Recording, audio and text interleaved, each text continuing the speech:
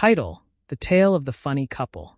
In a quaint village nestled between rolling hills and dense forests, there lived a couple known far and wide as the funniest pair anyone had ever seen. Their names were Joko and Mira, and wherever they went, laughter followed like a loyal dog.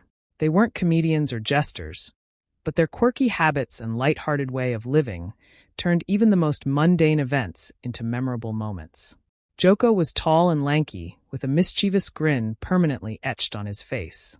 He had a penchant for pulling pranks, but never the mean-spirited kind. Mira, on the other hand, was short and round, with a laugh that could rival the sound of church bells. She loved to tell stories, and her exaggerations always left people in stitches.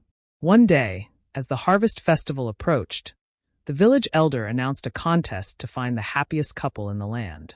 The prize was a golden apple said to bring endless joy to its owners. Joko and Mira decided to enter, not because they were eager for the prize, but because they thought it would be fun to compete.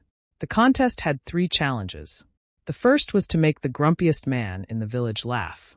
The second was to bring back a treasure from the deepest part of the forest. The third and final challenge was to tell a story so enchanting that the entire village would remember it for generations.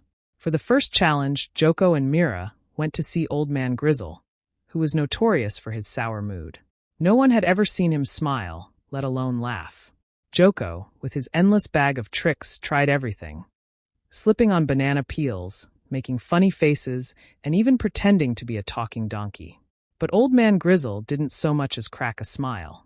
Just when it seemed like they would fail, Mira stepped forward and began telling one of her outlandish tales about a chicken that could dance the waltz and sing opera. As the story grew more absurd, Old Man Grizzle's stern face began to soften. When Mira described the chicken's failed audition for the royal orchestra, Old Man Grizzle burst into uncontrollable laughter. The first challenge was won. For the second challenge, they ventured deep into the forest. They wandered for hours, but all they found were ordinary stones and twigs. As they were about to give up, Mira noticed something glinting in a small cave. Inside, they found a simple wooden box. When they opened it, they found not gold or jewels, but a tiny mirror. As they looked into it, they saw their own faces reflected back, but every time they made a different expression, the mirror echoed it back tenfold. They realized that this was the true treasure, the ability to see joy in themselves and share it with others. Finally, the day of the last challenge arrived. The entire village gathered in the square to hear the story that would be told. Joko and Mira stood before the crowd, and instead of starting with words, Mira began to laugh. Her deep, belly-shaking laugh that was so infectious. Joko joined in, mimicking her laugh in his own goofy way. Soon, the whole village was laughing with them, even though no story had been told yet. When the laughter finally died down, Mira spoke. "The greatest story," she said, "is not one that is told with words, but with joy.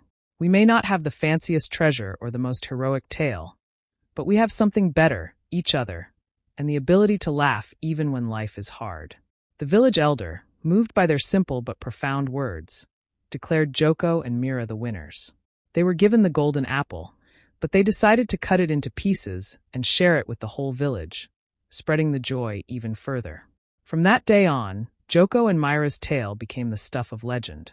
The funny couple showed everyone that true happiness comes not from riches or grand adventures, but from finding joy in everyday life and sharing it with those you love.